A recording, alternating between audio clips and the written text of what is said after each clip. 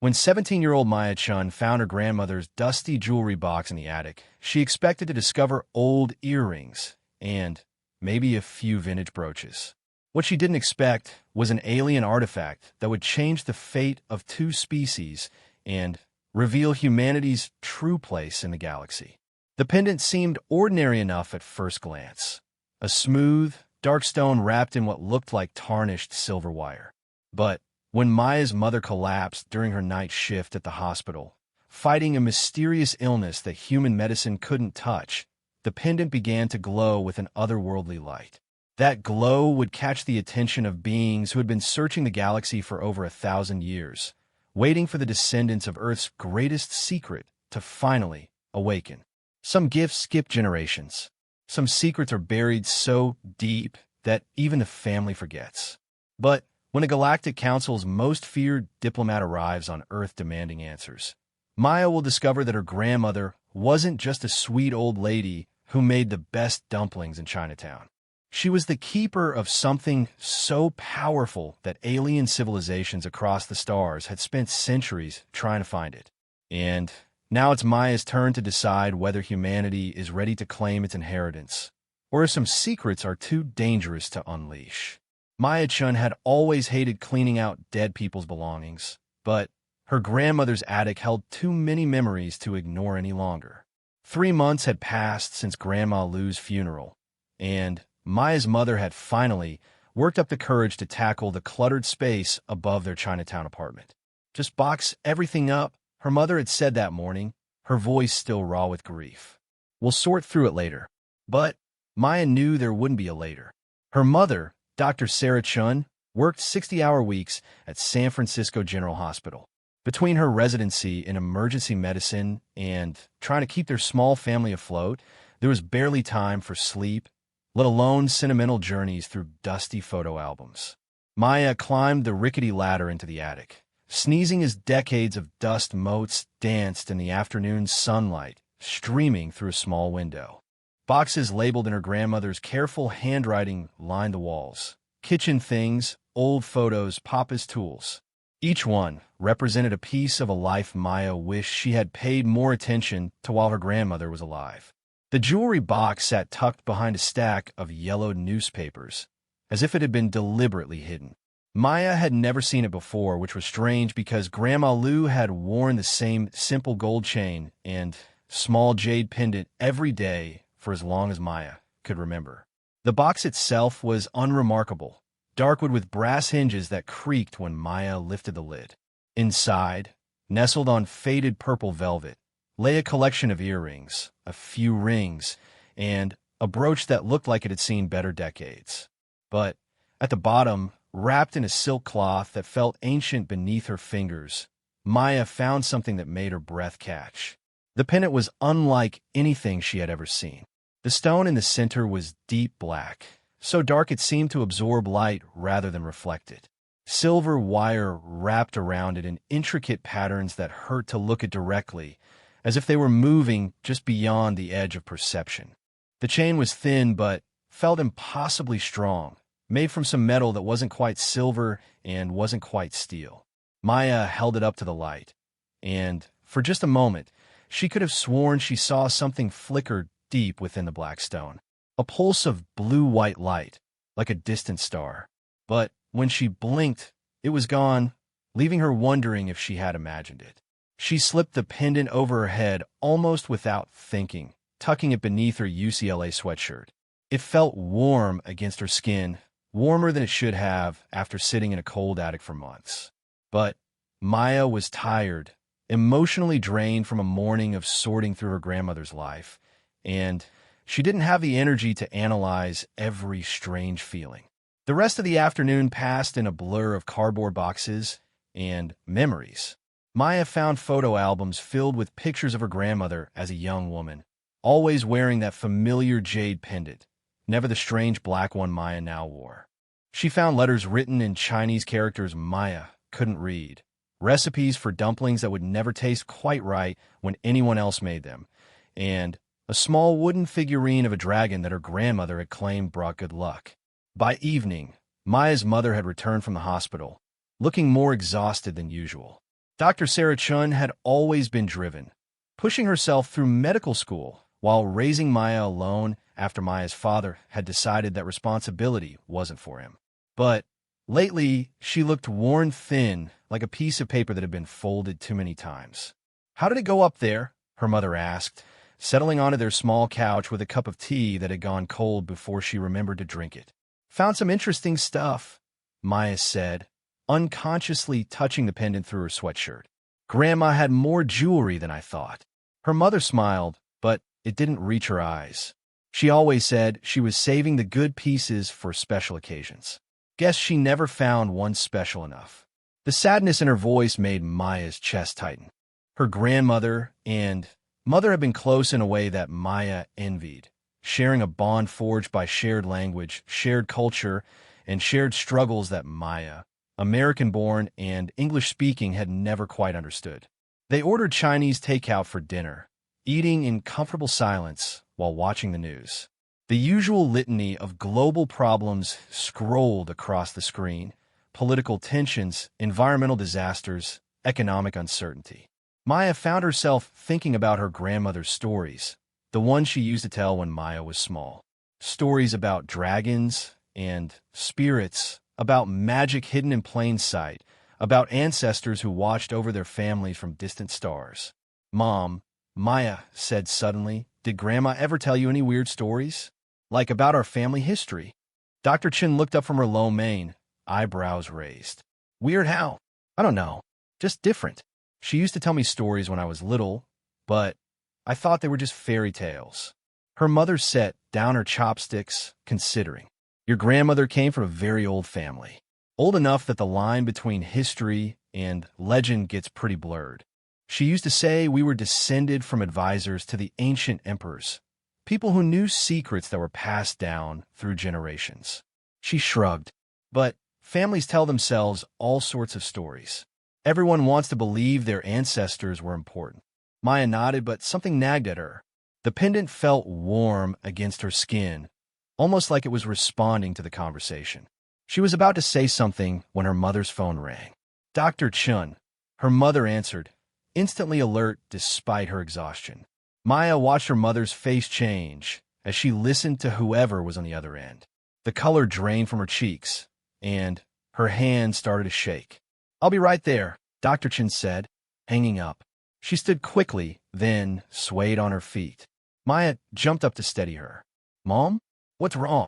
"Emergency at the hospital. Multiple casualties from a bus accident." But even as she said it, Maya could see that something else was wrong. Her mother's skin had gone gray, and there was a tremor in her voice that had nothing to do with the phone call. "Mom, you look terrible. Maybe you should." "I'm fine." "But Dr. Chun stumbled as she tried to walk to the door, catching herself on the wall. "Just tired. It's been a long day." Maya grabbed her mother's arm, alarmed by how cold her skin felt. "Mom, seriously, you're scaring me."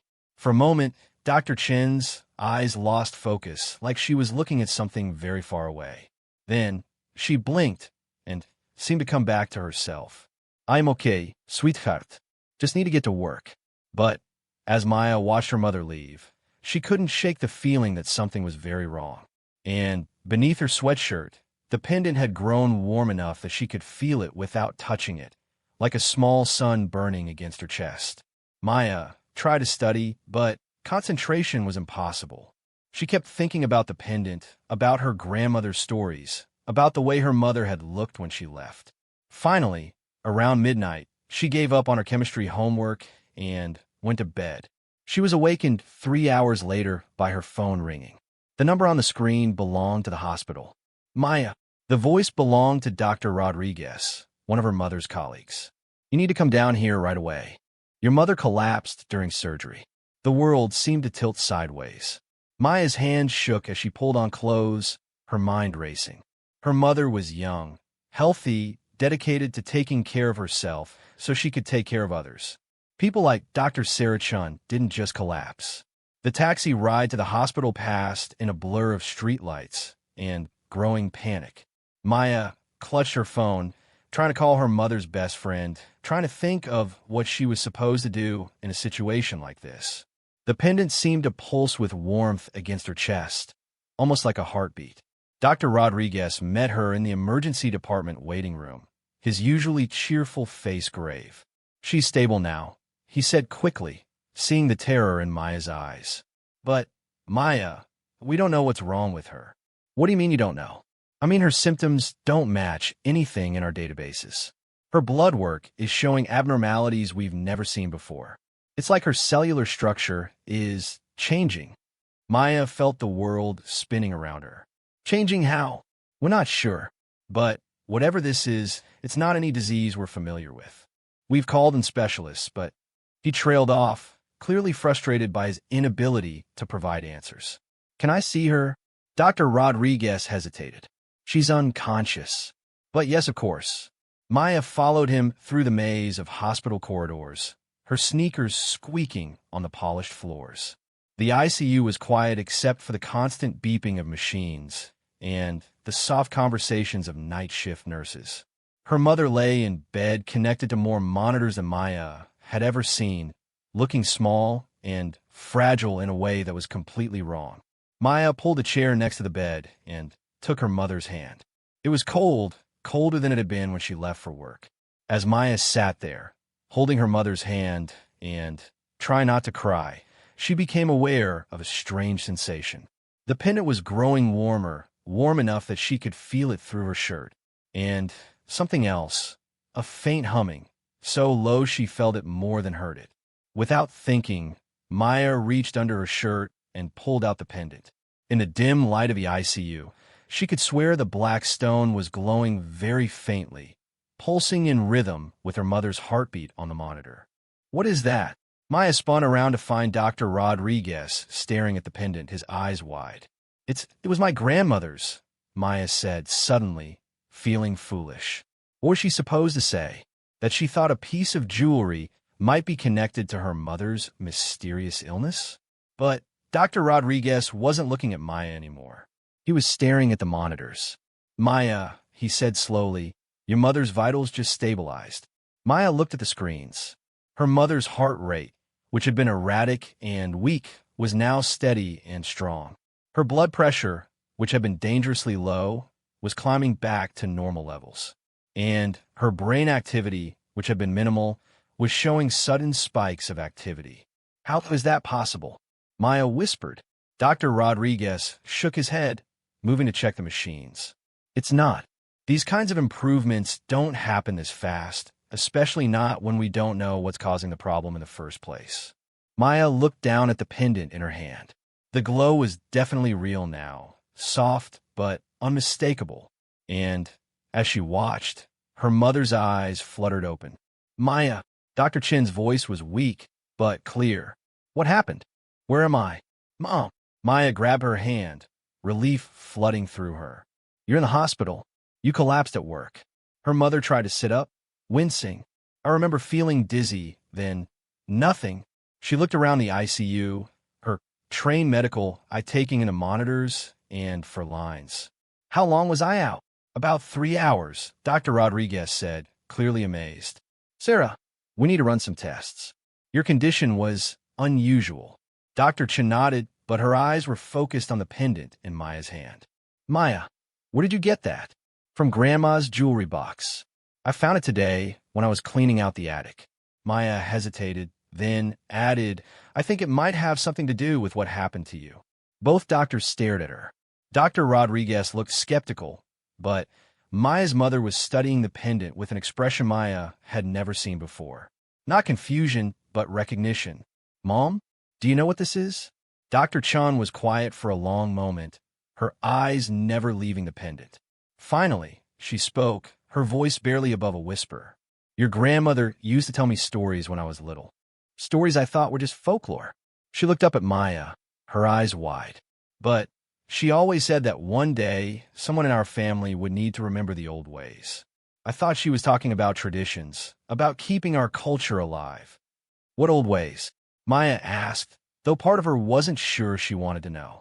Her mother reached out and gently touched the pendant. The moment her finger made contact, the glow intensified, spreading up the silver wire like liquid light. Both women gasped, and Dr. Rodriguez stepped backward. "I think," Dr. Chun said slowly, "we need to have a very different conversation about our family history." Outside the hospital, 3 floors up, and completely unnoticed by anyone in the building, a sleek silver object hung motionless in the night sky. To anyone who might have glimpsed it, it would have looked like an unusual cloud or perhaps a weather balloon. But inside the ship, beings who had waited centuries for this moment were finally detecting the energy signature they had been searching for. The hunt was over. The descendants had awakened the artifact, and now everything would change. Maya spent the next morning researching everything she could find about ancient Chinese artifacts, mysterious jewelry, and anything else that might explain what had happened in the hospital. Her laptop screen was filled with browser tabs covering topics from traditional medicine to theoretical physics, but nothing came close to explaining a pendant that glowed and somehow healed her mother. Dr. Chun had been released from the hospital after every test came back normal. More than normal, actually. Her blood work showed improvements in cellular function that Dr. Rodriguez described as medically impossible. Her immune system was stronger than it had been in years. Her reflexes were sharper, and she claimed to feel better than she had since medical school. "It doesn't make sense," Maya muttered, scrolling through another academic paper about electromagnetic fields and ancient artifacts. None of this makes sense. She was sitting in the university library, surrounded by textbooks and printouts, when the pendant, which she had been afraid to take off since the hospital incident, suddenly grew warm against her chest. Not the gentle warmth she had grown accustomed to, but an urgent heat that made her sit up straight and look around. The library was nearly empty, just a few students scattered among the stacks, and the librarian at the front desk. Nothing seemed out of place, but Maya couldn't shake the feeling that something was wrong. The pendant's warmth was increasing, and she thought she could hear that faint humming again. Then she saw them. 3 people had entered the library, but they moved wrong. Too fluid, too coordinated, like they were following some invisible choreography. They wore normal clothes, jeans, sweaters, the kind of casual attire that would blend in anywhere on campus. But something about them made Maya's instinct scream danger. The pendant was burning hot now, and Maya realized it wasn't just warning her about these strangers. It was reacting to them, the same way it had reacted to her mother's illness. These people weren't entirely human. Maya closed her laptop as quietly as possible and started gathering her things. She needed to leave, needed to get somewhere safe, and figure out what was happening. But as she stood up, one of the strangers turned and looked directly at her. The woman appeared to be in her 30s, with short dark hair and unremarkable features. But her eyes were wrong. They were too bright, too knowing, and when she smiled, Maya saw that her teeth were just slightly too sharp. "Maya Chun," the woman said, her voice carrying across the library despite being barely above a whisper. "We've been looking for you." Maya didn't wait to hear more. She bolted for the exit, clutching her backpack and feeling the pendant pulse with heat against her chest. Behind her, she heard the woman laugh, a sound like breaking glass. "There's no point in running," the woman called after her. "We could track the artifact wherever you go." But Maya was already pushing through the library doors and into the bright afternoon sunlight. The campus was busy with students walking between classes, and Maya lost herself in the crowd, her heart pounding. She pulled out her phone and called her mother. "Maya, what's wrong?" Dr. Chun answered on the first ring, immediately picking up on the panic in Maya's voice. "There are people looking for me, looking for the pendant. Mom, I think they're not human." There was silence on the other end of the line. Then, "Where are you?" "Campus. UCLA library. Stay in public places. Don't go anywhere alone. I'm leaving work right now." "Mom, weren't you telling me? You recognized this pendant last night. What do you know?" Another pause. "Not over the phone. Meet me at home." "And Maya, if anyone approaches you, anyone at all, don't trust them, even if they look normal." The line went dead, leaving Maya standing on the quad with a phone in her hand, and more questions than ever. She looked around, scanning the faces of passing students. Any one of them could be like the woman in the library. How was she supposed to tell? The pendant had cooled slightly, but Maya could still feel it humming against her skin. She made her way to the parking garage, checking over her shoulder every few steps. The familiar routine of driving home helped calm her nerves, but Maya couldn't shake the feeling that she was being watched. Her mother was waiting in their apartment, pacing the small living room like a caged animal.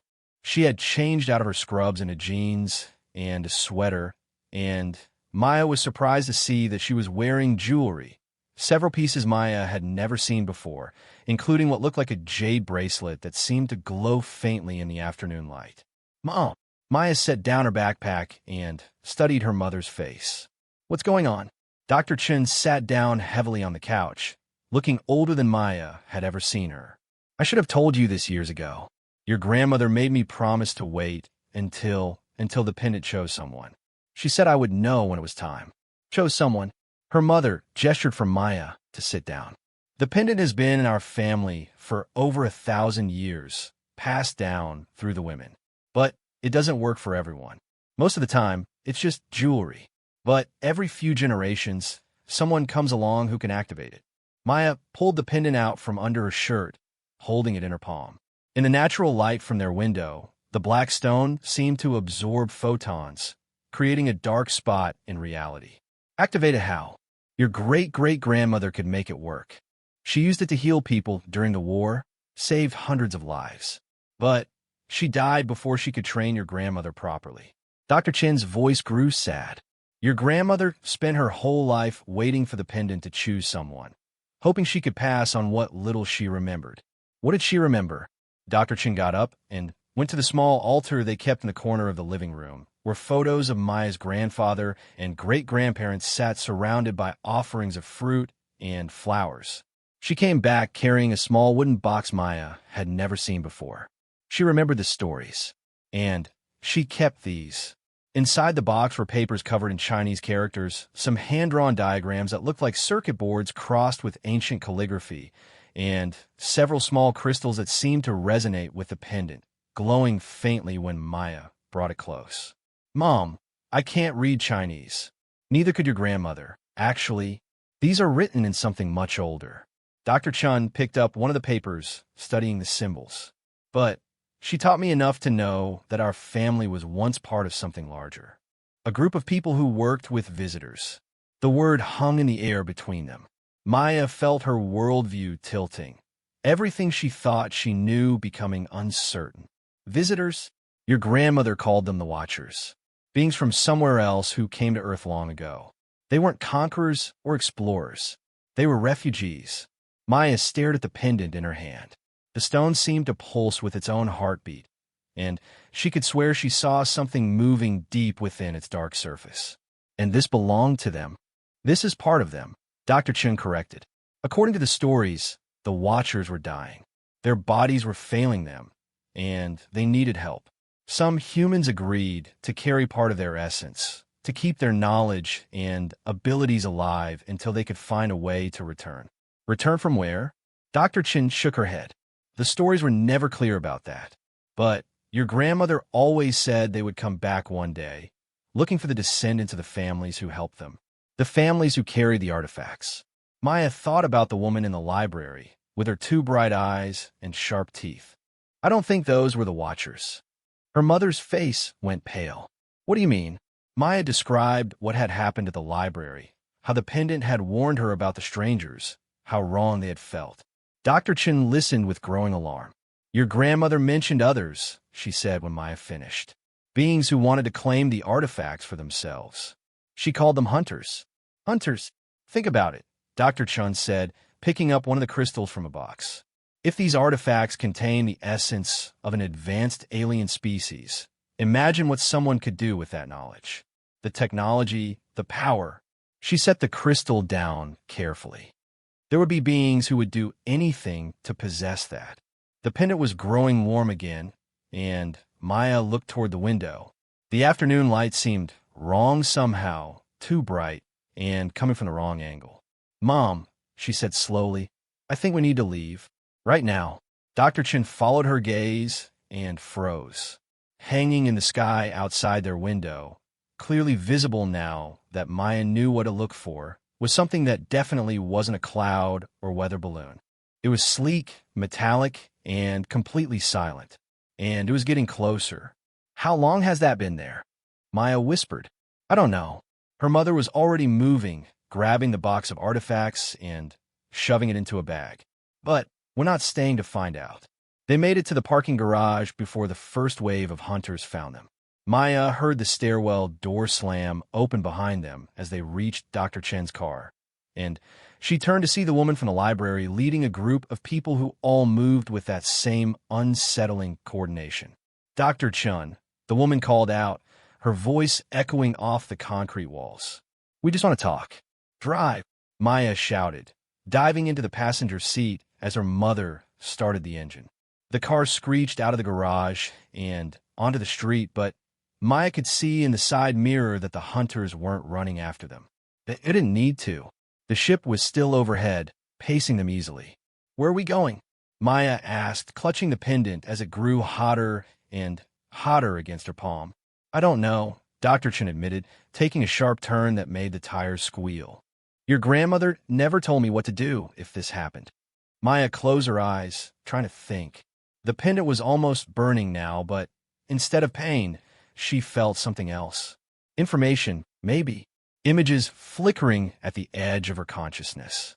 She saw vast distances, star systems spiraling through space, and something that might have been a message. "Turn left," she said suddenly. "What?" "Turn left at the next light. I think the pendant is trying to tell me something." Dr. Chen didn't question her. She followed Maya's directions through the winding streets of San Francisco, heading toward the waterfront. The pendant continued to pulse with heat and light, and Maya found that if she concentrated, she could almost understand what it was trying to communicate. Not words exactly, but concepts. Safety, sanctuary, help. They ended up at Pier 39, the tourist area crowded with street performers and souvenir shops.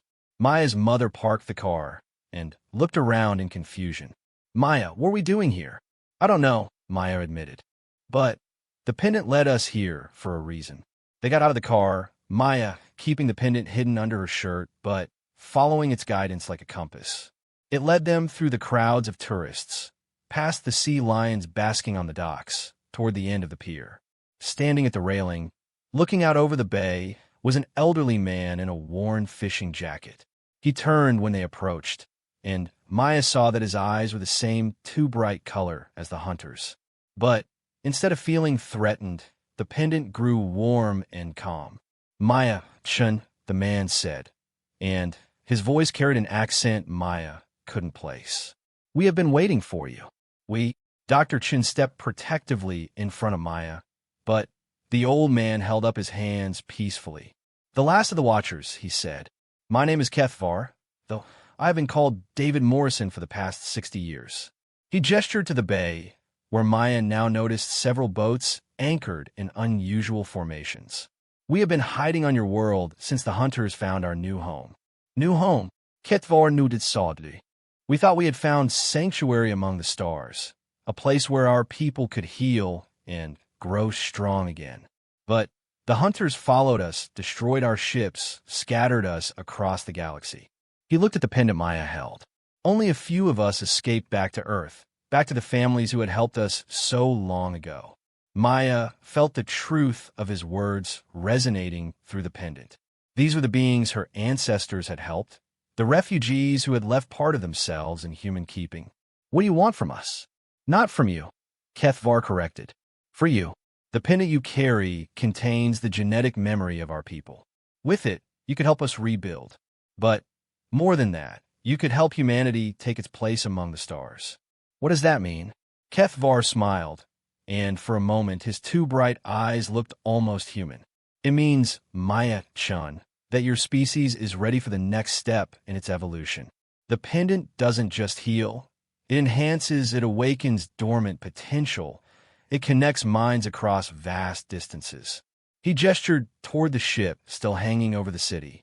"The hunters know this. They want to use that power to control and conquer. And you? We want to give it freely, as a gift to the species that sheltered us when we had nowhere else to go. Kethvar reached into his jacket and pulled out a small device that looked like it was grown rather than built. This will mask the pendant's signal, hide you from the hunter's sensors. But first you must choose. Maya looked at the device, then at her mother, then at the pendant glowing softly in her hand. Choose what? Whether to remain hidden, keeping the pendant secret and safe, or to embrace what you are becoming and help us contact the watchers scattered across the galaxy. Kethvar's expression grew serious. Either choice is honorable, but if you choose to help us, there will be no going back. The hunters will never stop looking for you. Maya thought about her mother collapsing at the hospital, about the healing warmth of the pendant, about the strangers with sharp teeth who had tracked her across the city. She thought about her grandmother's stories and the box of artifacts her family had guarded for generations. If I help you, she said, what happens to Earth? To humanity? Your people join the galactic community as equals, not subjects. The knowledge we carry could solve your energy crisis, heal your environment, open pathways to the stars. Kethvar's eyes grew sad, but there will be those who resist change, who prefer the old ways of division and conflict. It will not be easy. Above them, the hunter ship began to descend, its sensors no doubt tracking the pendant's signal to the pier. Maya could see people in the crowd starting to point and panic as the craft became visible to human eyes. Maya, her mother said urgently, we need to decide now. Maya looked at the pendant in her hand, feeling the weight of 1,000 years of family history. She thought about her grandmother's stories, about dragons and spirits and ancestors watching from distant stars. She thought about her mother risking her life every day to help people, and about the difference they could make if they had the tools to truly heal. I choose to help, Maya said, closing her fingers around the pendant. The moment she spoke the words, the artifact flared with brilliant light, not just the blue-white glow she was used to, but rainbow colors that seemed to contain spectrums beyond human vision. The light reached out, touching the device in Kethvar's hands, connecting with something deep beneath the waters of the bay. And across the galaxy, on ships hiding in asteroid fields, and on planets where the last watchers lived in exile, similar lights began to shine. The signal had been sent. The descendants were ready. The real adventure was about to begin. The rainbow light from Maya's pendant spread across San Francisco Bay like ripples on water, invisible to human eyes, but clearly visible to every piece of alien technology within 100 miles. The hunter ship above them shuddered as its sensors overloaded, and Maya watched with satisfaction as it began to retreat, its crew apparently as surprised by the pendant's activation as everyone else. What just happened? Dr. Chen asked, staring at the pendant that was now glowing with a steady, gentle light. Kethvar was smiling, but there were tears in his strange, bright eyes. You have awakened the network, he said. For the first time in 3 centuries, the scattered children of my people can speak to each other across the void. Maya felt it too, a subtle awareness at the edge of her consciousness, like hearing distant voices in another room. The pendant wasn't just glowing, it was connecting her to something vast and complex. She could sense other minds, other artifacts, other descendants like herself spread across the galaxy. How many of us are there? She asked. On Earth? Perhaps a dozen families still carry active artifacts. Across the galaxy, Kethvar fruged. Thousands, maybe tens of thousands. The Watchers were desperate when they fled their dying world. We scattered ourselves as widely as possible, hoping some would survive long enough to rebuild. The crowds on the pier were starting to notice that something unusual was happening. The panic caused by the hunter ship was fading, but now people were pointing at the strange lights dancing across the water. Maya realized they needed to move. Where do we go now? She asked. Kethvar gestured toward the boats anchored in the bay. We have a safe house beneath the waves, built from the remains of one of our ships. But first, we must gather the other families. The signal you sent will have alerted every Watcher descendant on Earth, but it will also have revealed their locations to the hunters. Dr. Chun pulled out her phone. Then, We need to warn them. No electronic communications, HFY said quickly. The hunters can intercept any signal sent through your networks. We must travel in person. He handed Maya the device he had shown her earlier. This will help mask your signature, but the pendant is too active now to hide completely. We must move fast. They made their way to a small motorboat at the end of the dock. HFY moved with surprising agility for someone who appeared to be in his 70s, and Maya noticed that he didn't seem entirely comfortable in his human form. Occasionally, his movements were too fluid, too precise, as if he was consciously remembering how human joints were supposed to work. As they traveled across the bay toward what looked like empty water, Maya became increasingly aware of the pendant's expanded capabilities. She could sense the emotional states of everyone on the boat, her mother's fear and determination, HFY's hope mixed with ancient sadness, and something else, other minds distant but growing clearer. There, she said suddenly, pointing toward the Marin headlands. Someone's in trouble. HFY followed her gaze and nodded grimly. The Thompson family. They have carried an artifact for 6 generations. He changed course toward the shore. If you can sense their distress from this distance, your abilities are developing faster than we hoped. They beached the boat at a small cove and hiked up a winding trail toward a house that sat alone on the hillside. Maya could feel the fear radiating from the building like heat from a fire.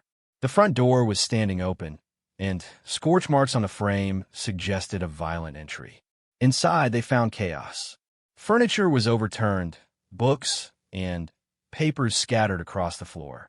But in the living room, an elderly woman sat calmly in a rocking chair, holding a pendant similar to Maya's, except hers was green, pulsing with the deep color of ocean water. "Eleanor Thompson," HFY said, relief evident in his voice. "We felt your distress signal." The woman looked up, and Maya saw that she had the same 2 bright eyes as HFY, but whereas seemed alien, hers looked wise and ancient. "The hunters found us an hour ago," she said. 3 ships, a full hunting pack. But they underestimated what we're capable of when we work together. Maya looked around the destroyed room. "Where are they now?"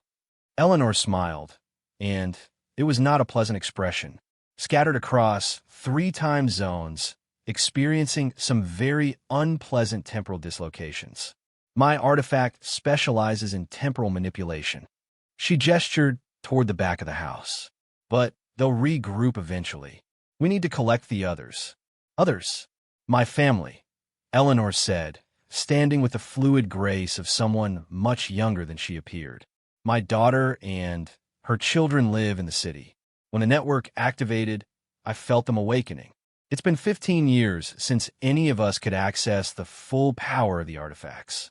As if on cue, Maya felt another presence approaching through the pendant's enhanced senses. A car was coming up the mountain road, moving fast but not recklessly. When it pulled into the driveway, 3 people got out, a woman about Dr. Chen's age and 2 teenagers. "Mom," the woman called out, running toward the house. We felt the signal. The pendant started glowing, and suddenly She stopped when she saw Maya and HFY. "Who are these people?" "The one we've been waiting for," Eleanor said simply, nodding toward Maya. "The Awakener, and our old friend David." The woman's daughter, who looked to be about Maya's age, was staring at the pendant visible beneath Maya's shirt. "Is that what caused the pulse? I felt it all the way in Berkeley." "Your name?" Maya asked. "Jessica. And this is my brother Tom." The girl gestured to a boy who couldn't have been more than 16, but whose eyes held the same ancient awareness Maya was beginning to recognize in artifact bearers.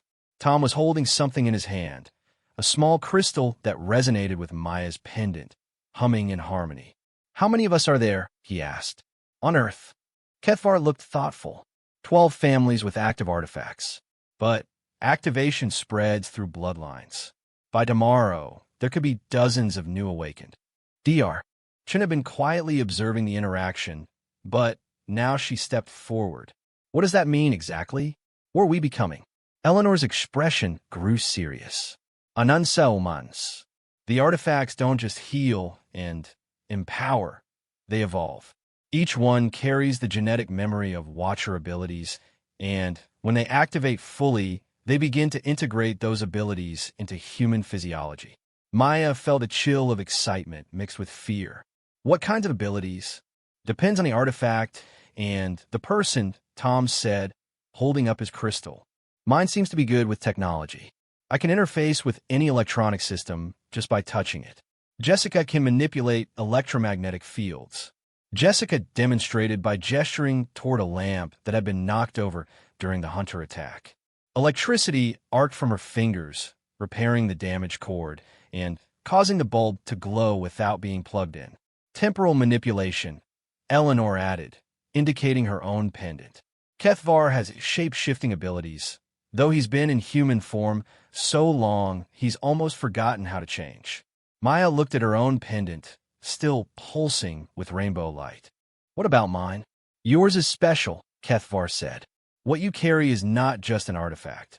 It's the master key, the original control matrix that the Watchers use to coordinate their network. With full activation, you could potentially access every ability present in the other artifacts. The weight of responsibility settled on Maya's shoulders like a heavy coat. Why me? Why my family? Eleanor smiled sadly. Because your ancestor was the one who convinced the Watchers to trust humanity in the first place. She was a healer, a diplomat, someone who could see beyond the fear of the unknown. The Master Key was given to her bloodline specifically because the Watchers knew that eventually someone like you would emerge, someone with the wisdom to use such power responsibly. Before Maya could respond, the pendant flared with warning heat. Everyone in the room froze as they felt it. Danger approaching, multiple threats converging on their location. How many? Kethvar asked. Maya closed her eyes, extending her awareness through the artifact's enhanced senses. She could feel them coming from 3 directions: vehicles on the ground, aircraft in the sky, and something moving underwater in the bay.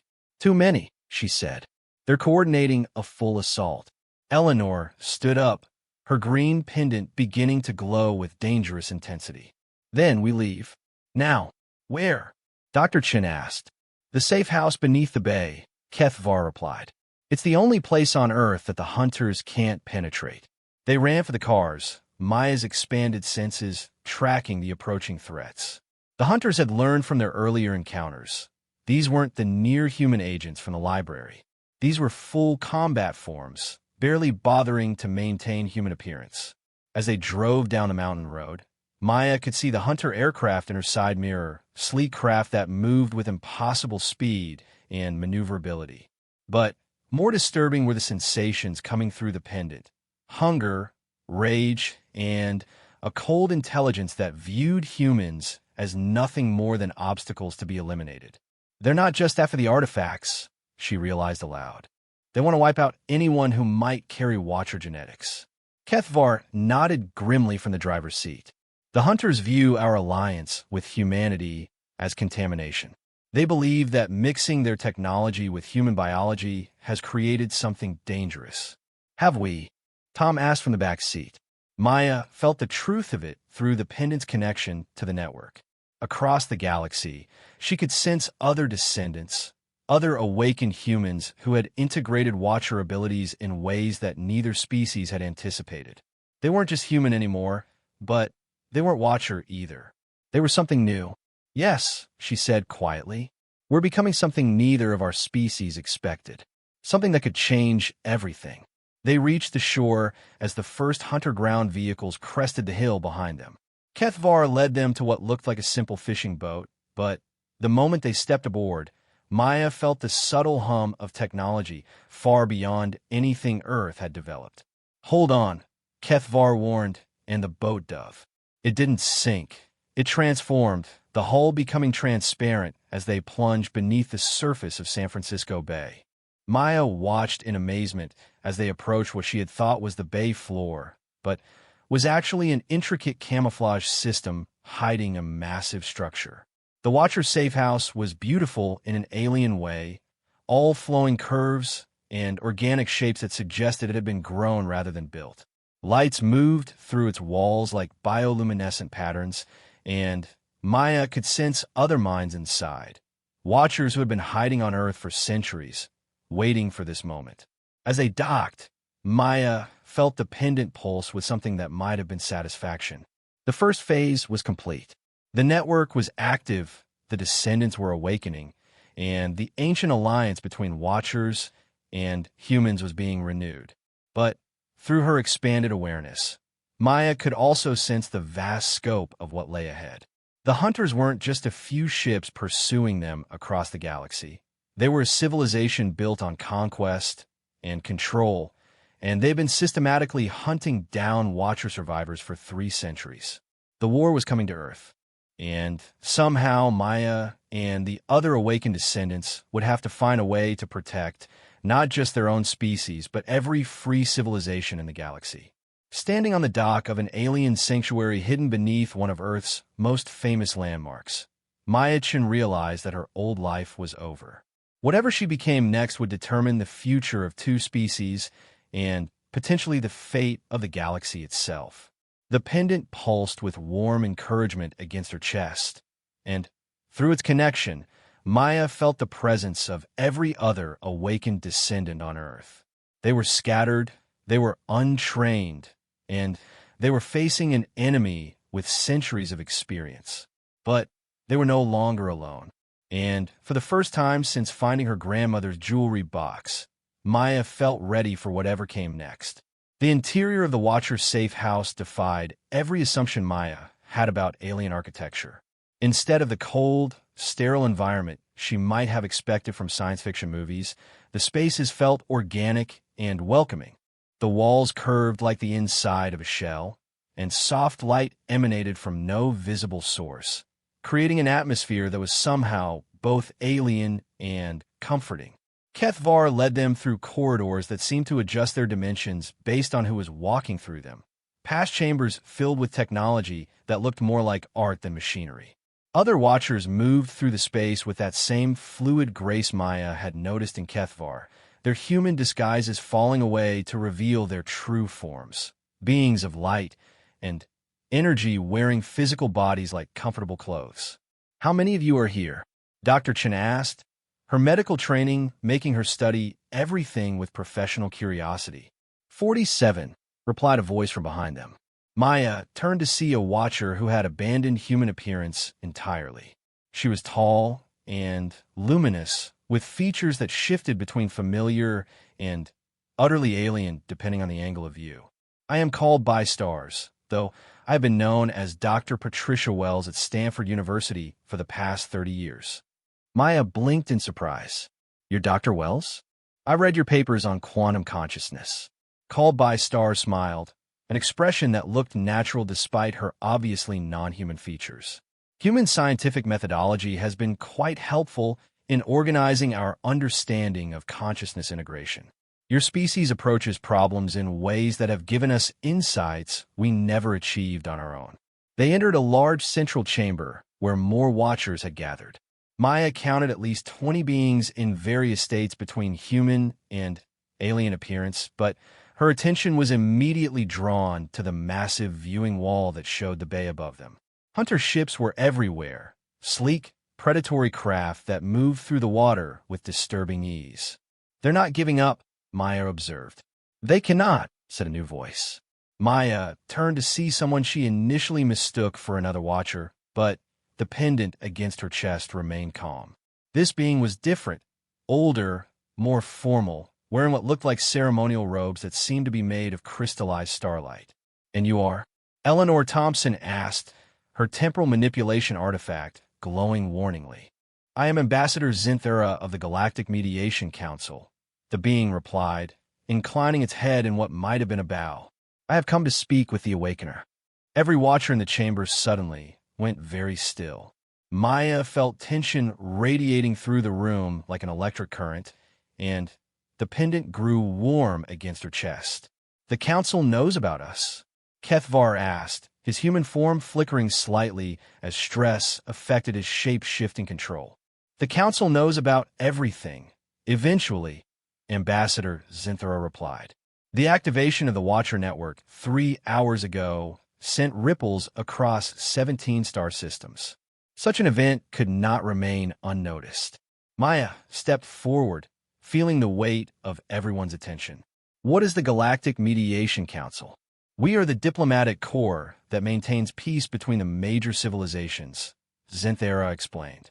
When conflict arises that threaten galactic stability, we intervene to find peaceful solutions. The ambassador's expression grew grave. The Hunter-Watcher conflict has been a concern of ours for some time. Then, why haven't you stopped it?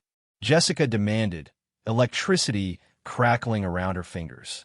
Because until today, it was a conflict between two species with legitimate grievances on both sides, Zenthera replied calmly. The Hunters claim that Watcher technology integration with primitive species creates dangerous hybrid beings that threaten galactic security. The Watchers claim they're refugees seeking sanctuary through peaceful cooperation. Maya felt anger building in her chest, and the pendant responded by flaring brighter. Primitive species? Ambassador Zenthera's attention focused entirely on her, and Maya suddenly understood why the Watchers had grown so tense. This being was evaluating her, judging whether humanity represented a threat or an opportunity. That is the terminology the Hunters use, Zenthera said carefully. However, your activation of the Master Key Network suggests that human integration with Watcher technology has progressed beyond anything previously documented. You are no longer merely hosting Watcher refugees. You have become something new entirely. Called Bystars moved to stand beside Maya, her luminous form pulsing with protective energy. The integration was always intended to be symbiotic. Humans provided sanctuary when our physical forms were failing. In return, we shared our knowledge and abilities. What has emerged from this partnership exceeds what either species could achieve alone. Indeed, Zenthera agreed, which is why I am here. The Council must determine whether these new hybrid beings represent a stabilizing or destabilizing force in galactic politics. Maya felt the pendant connecting her to the network, allowing her to sense the other descendants around the world. They were afraid, hiding, trying to understand what was happening to them. But underneath the fear was something else: potential. Raw, unlimited potential. What exactly are you asking me? Maya said. I'm asking you to come with me, Zenthera replied, to present your case before the full Galactic Council, to demonstrate that humanity's integration with Watcher technology can coexist peacefully with established galactic civilization. Dr. Chun stepped protectively closer to her daughter. And if Maya refuses? Ambassador Zenthera's expression became carefully neutral. Then, the Council will likely rule in favor of the Hunter's position that hybrid beings represent an unacceptable risk. The Hunter fleet currently massing at the edge of your solar system will be authorized to take whatever measures they deem necessary to contain the threat. The chamber erupted in angry voices as Watchers and humans alike reacted to what sounded very much like a threat. But Maya felt something else through the pendant: opportunity, not just for herself or even for humanity, but for every species that had ever been labeled primitive by galactic civilization.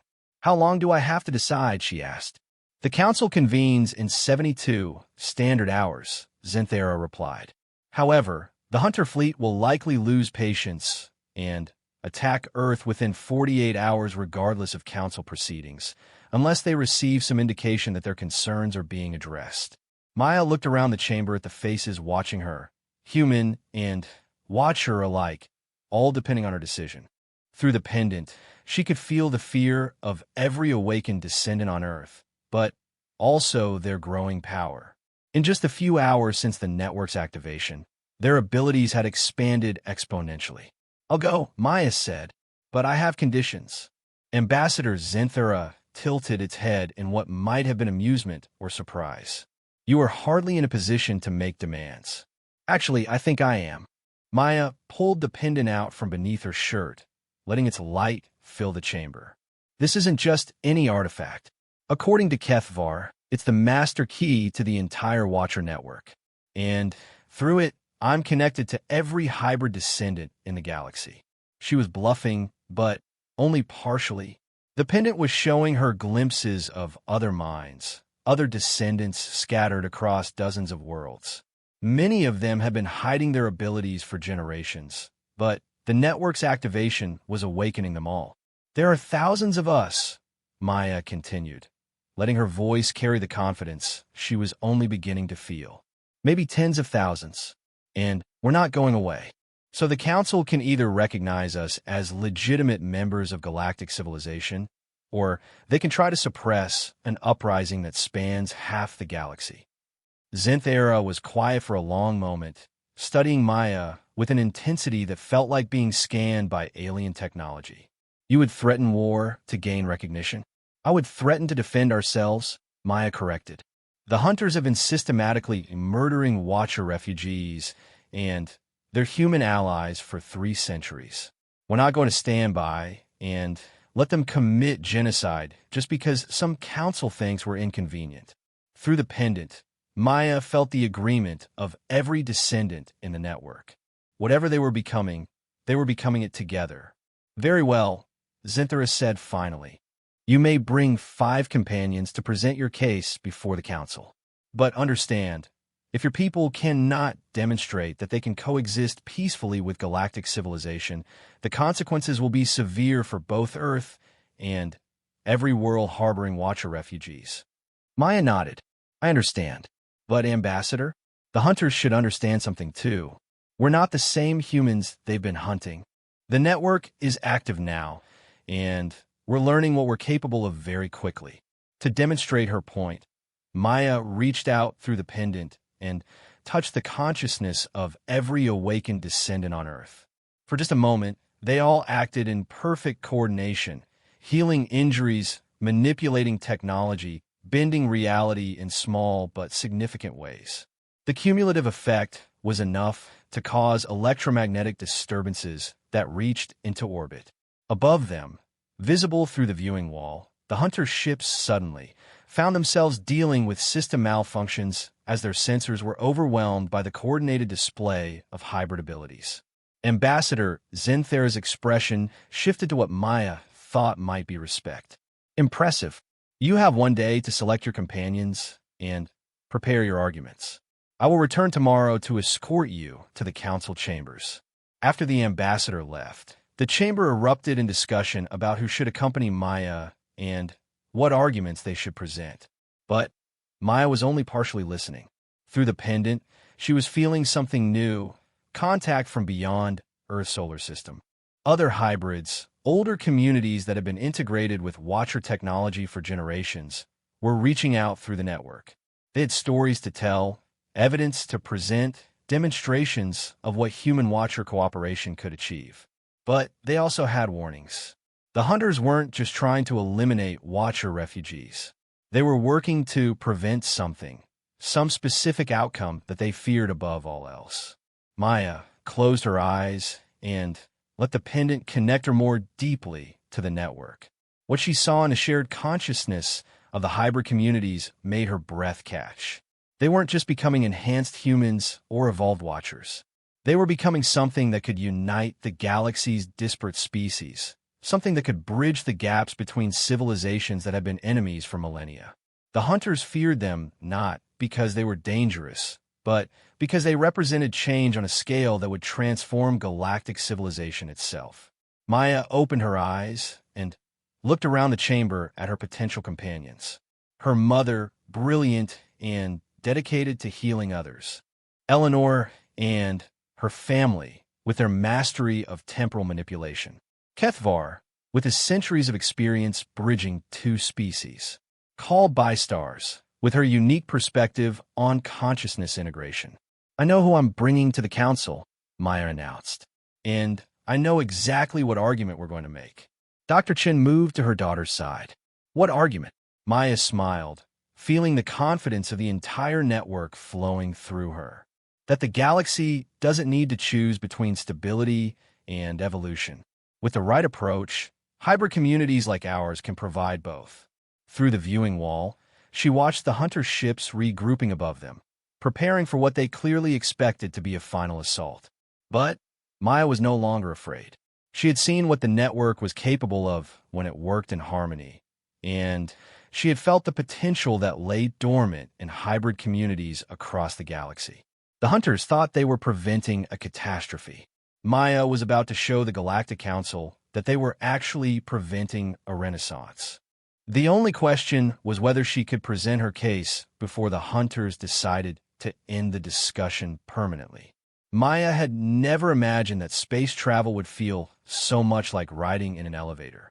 Ambassador Zinthera's diplomatic vessel was sleek and efficient, but the journey to the Galactic Council chambers took place in a state of suspended animation that made Maya feel like she was floating in a dream. Her 5 companions had been chosen carefully. Dr. Chun represented humanity's dedication to healing and scientific advancement. Eleanor Thompson demonstrated the stable integration of temporal abilities across multiple generations. Kethvar provided the Watcher perspective on the Alliance. Called Bystars offered expertise in consciousness integration research. And Tom, despite his youth, had shown an unprecedented ability to interface with any technology he encountered, a skill that might prove crucial in demonstrating hybrid capabilities. When they finally arrived at the Council station, Maya's first impression was of vast scale.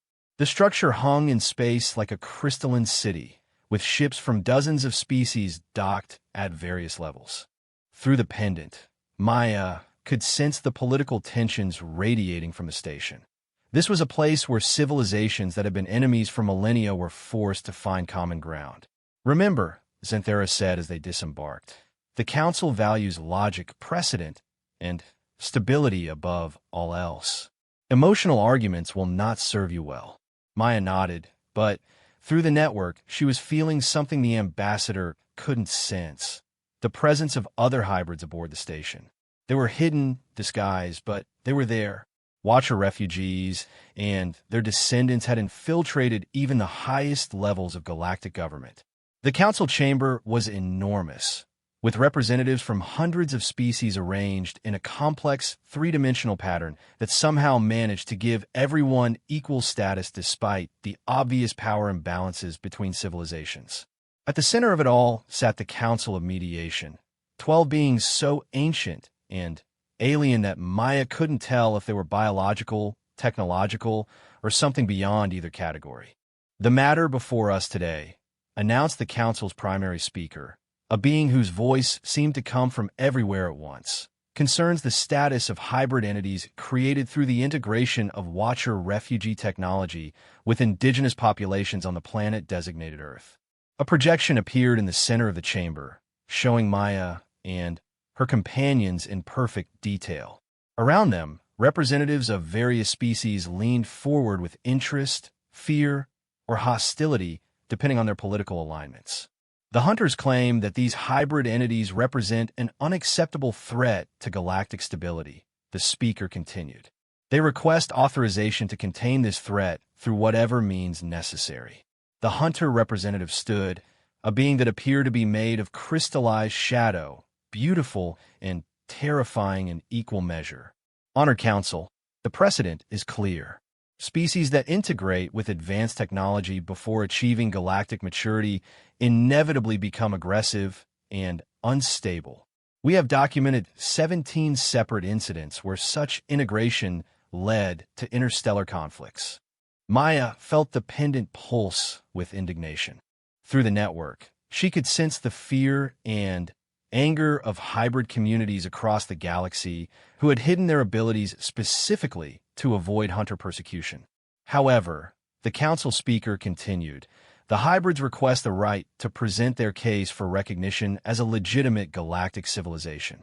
Maya stepped forward, feeling the weight of hundreds of alien gazes upon her.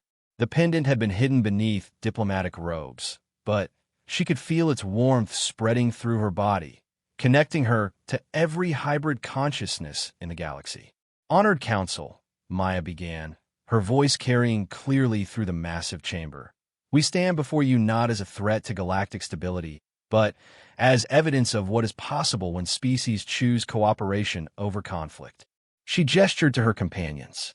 "Dr. Sarah Chun has used Watcher healing technology to save thousands of lives while advancing human medical knowledge.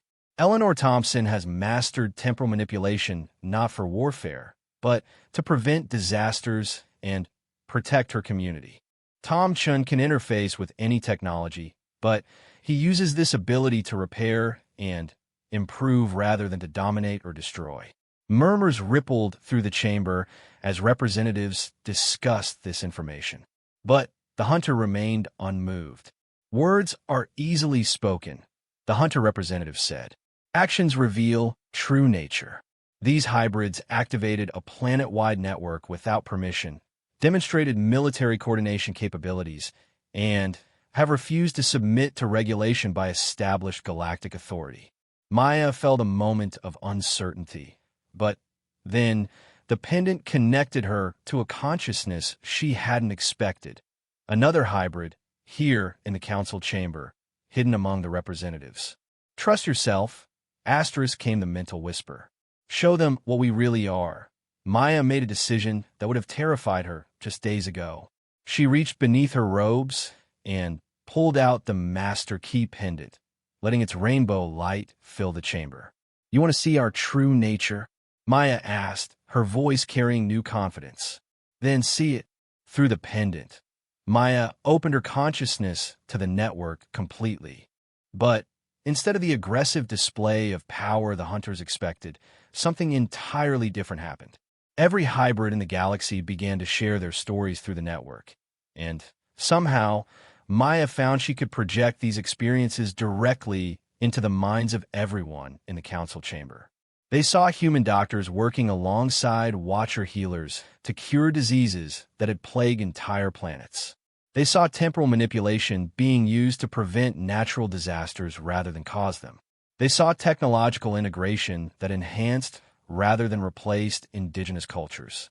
But more than that, they saw something unprecedented in galactic history. Species barriers dissolving not through conquest or assimilation, but through genuine cooperation and mutual enhancement.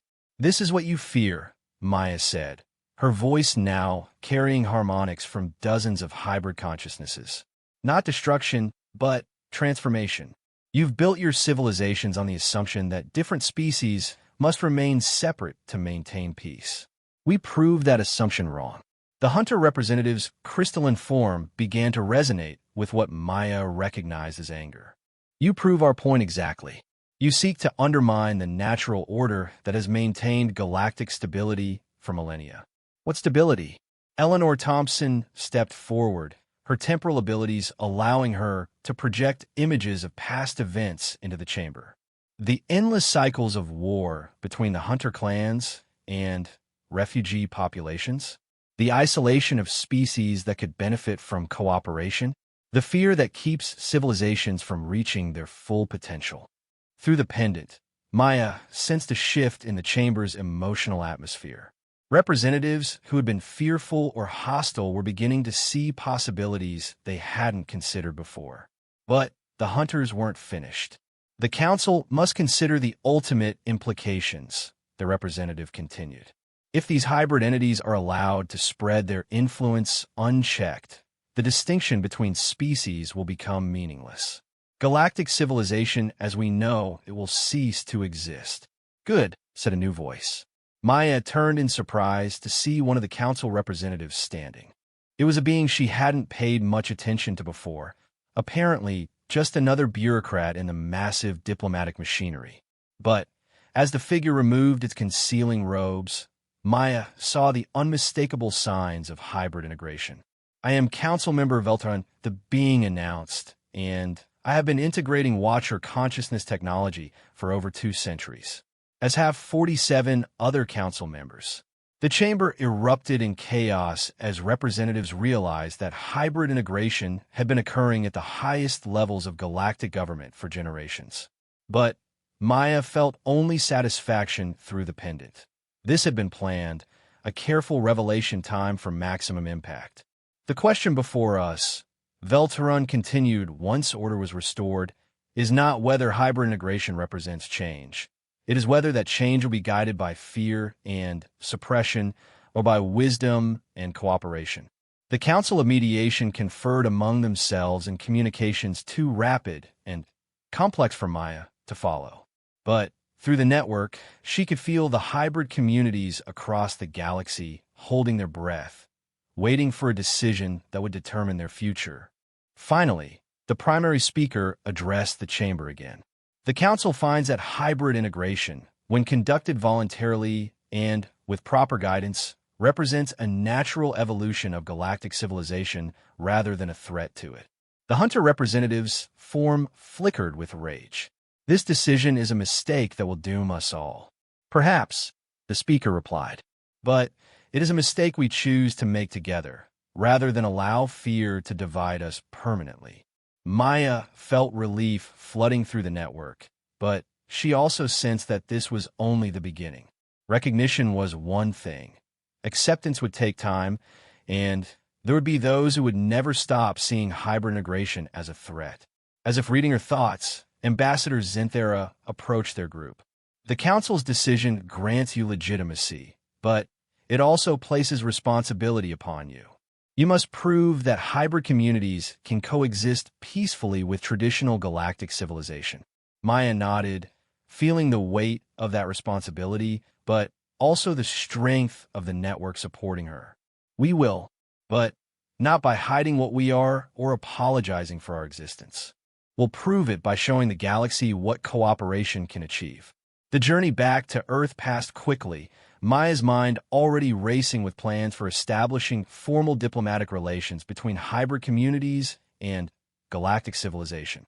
But as their ship approached the solar system, they found something unexpected waiting for them. The Hunter fleet that had been massing at the edge of the system was gone, not destroyed but transformed. Where once there had been ships designed for conquest, there were now research vessels and communication arrays. The Hunters who had refused to accept the Council's decision had apparently decided to learn more about hybrid integration rather than fight against it. Change comes slowly to some species, Kethvar observed, but it does come. Maya smiled, feeling the pendant pulse with warm satisfaction against her chest. Through the network, she could sense hybrid communities across the galaxy emerging from hiding, ready to take their place as bridges between species, translators of difference, and builders of a more cooperative future. Her mother squeezed her hand as Earth came into view. Your grandmother would be proud, Dr. Chen said. She always believed that our family's purpose was to help others, no matter how different they might be. Maya thought about her grandmother's stories about dragons and spirits and ancestors watching from distant stars. She understood now that those hadn't been fairy tales at all. They had been memories, passed down through generations, waiting for someone who could finally make sense of them. As their ship descended toward San Francisco Bay, Maya could see the Watcher's safe house rising from the depths, no longer hidden, but proudly visible as a symbol of what two species could build together. Around the world, other hybrid communities were doing the same, revealing themselves, sharing their abilities, working to heal the divisions that had kept Earth's nations apart for so long. The pendant pulsed one final time, and through the network, Maya felt the gratitude of every hybrid consciousness in the galaxy. There were no longer refugees or secrets or threats to be contained. They were bridges between species, proof that the universe was vast enough for cooperation instead of conquest. Maya Chun had inherited an old alien pendant from her grandmother's jewelry box. But what she had really inherited was the future, not just for humanity, but for every species ready to evolve beyond the fear of the unknown. And as she watched the sun set over a world that would never be the same again, Maya knew that the best was yet to come.